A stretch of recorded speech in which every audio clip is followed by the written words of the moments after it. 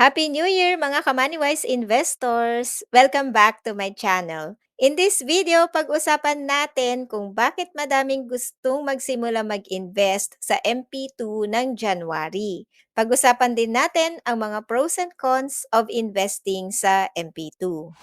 Ang MP2 ay isang unique program that combines the features of both savings and investment. It's a mix of saving and investing. Saving kasi it offers the safety of guaranteed capital, kagaya ng traditional savings, while offering the opportunity for higher returns through dividends. Attractive option ang MP2 for those seeking to grow their money while minimizing risk. Merong dalawang reasons na nakikita ko bakit maraming gustong mag-umpisang mag-invest sa MP2 ng January. Unang-una, January marks a fresh start. Bagong taon, bagong goals, at kasama na dyan ang financial goals. At syempre may iba dyan na merong extra cash mula sa 13th month pay o year-end bonuses. So instead of spending the money, maraming gustong mag-invest para lumago ang pera nila versus keeping it sa bank. Pangalawa, kapag nag-umpisa kang maghulog sa MP2 sa January, so mas madaling i-compute ang dividends mo at makukuha mo ang buong dividend rate sa unang taon. Kumpara kung later ka pa mag-start, magiging prorated ang dividends sa first and fifth year. Ang actual MP2 dividends na makukuha mo ay naka-base sa annual dividend rate na dinideclare ng Pag-ibig Fund. Nasa 6% to 7.2% ang dividend rates in the past 5 years. Pero tandaan, hindi ito fixed at nagbabago yearly depende sa kinita ng Pag-ibig Fund. Isang beses lang nagde-declare ng dividend rate sa isang taon. For 2024 na dividend rate, magde-declare ang Pag-ibig ng dividend around March or April 2025. Ayan, malapit na. So, paano ba i-compute ang dividends? Kasi marami ang nalilito sa pag-compute ng dividends. So, ganito yon. Ang MP2 dividends ay naka-prorate. Ibig sabihin, may dividend factor na ginagamit. Depende kung anong month ka naghulog ng contribution. Pag mas maaga kang naghulog at malaking amount ang inihulog mo, mas malaki ang matatanggap mong dividend.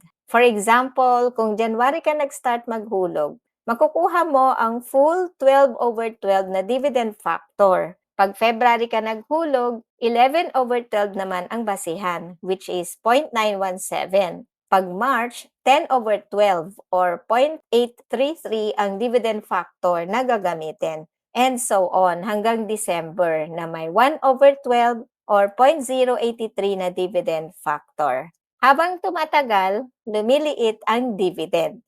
Ang formula sa pag-compute ng dividend for the month ay contribution times dividend rate times dividend factor.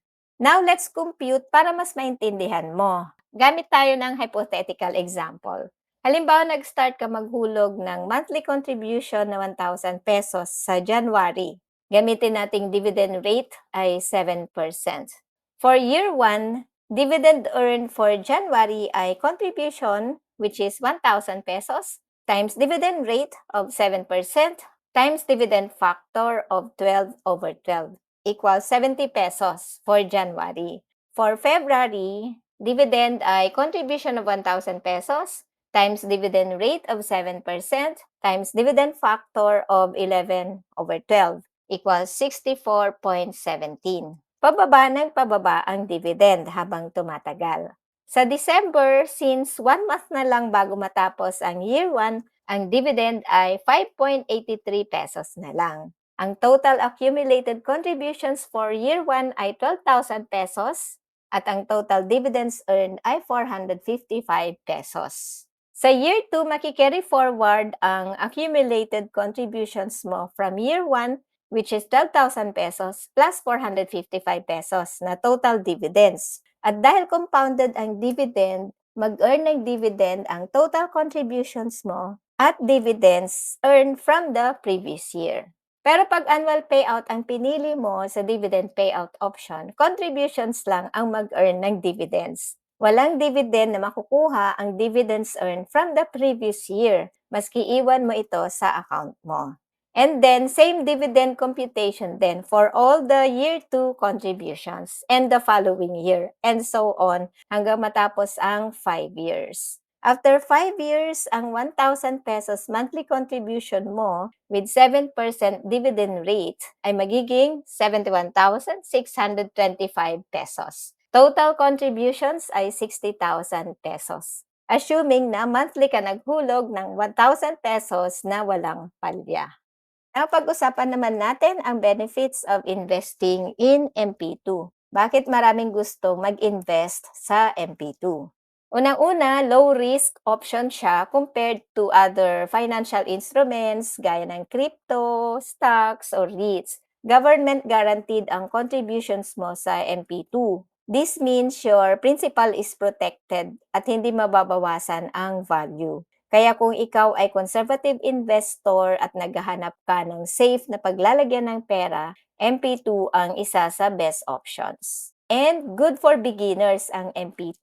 Maski wala kang experience sa pag invest pwedeng-pwede ka sa MP2. Pangalawa, mas mataas ang dividend rate versus regular savings and time deposit accounts and regular pag-ibig savings. Noong 2023, umabot ito ng 7.05%. Pero syempre, subject ito sa earnings ng pag-ibig fund. Pwedeng tumaas, pwedeng bumaba. Tax-free ang dividends. Ibig sabihin kung ano ang i-declare ng pag-ibig na dividend rate, buong-buo mo itong matatanggap. And pang-apat, flexible ang MP2. Pwede kang mag-contribute ng as low as 500 pesos. At ikaw ang bahalang mag-decide kung magkano ang ihuhulog mo, kung monthly, quarterly, or annual ka maghuhulog. Pwede rin ang one-time payment ng lump sum. It's up to you kung anong diskarte ang gusto mo. Maraming benefits pag mag-invest sa MP2 pero meron ding mga disadvantages. Una-una, limited liquidity. 5 years ang lock-in period ng MP2. Hindi mo basta-basta makukuha ang pera mo until matapos ang 5-year term. Kaya hindi siya suitable for short-term financial needs unless you have other liquid savings. Pwede mo naman i-terminate if you have valid reasons subject for approval by pag-ibig. So kagaya ng illness, unemployment, retirement, etc.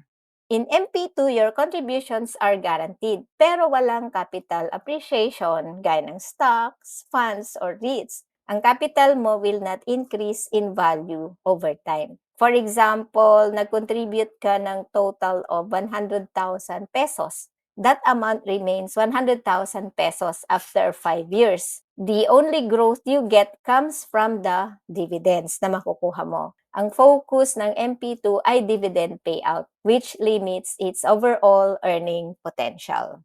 And meron ding inflation risk. Inflation can diminish the purchasing power of your savings. While the dividend rates are higher than regular savings, they may not always outpace inflation, especially during period of high inflation.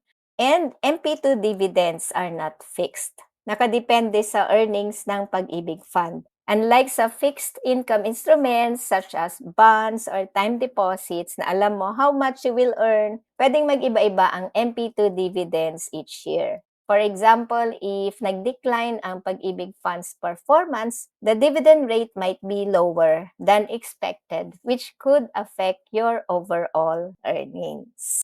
In summary, Pag-ibig MP2 is a flexible savings and investment option that offers both stability and meron ding potential for higher returns through dividends. So for those looking to diversify their portfolio, MP2 is a great option. Thank you for watching. If you found this helpful, give it a thumbs up and share your thoughts in the comments below.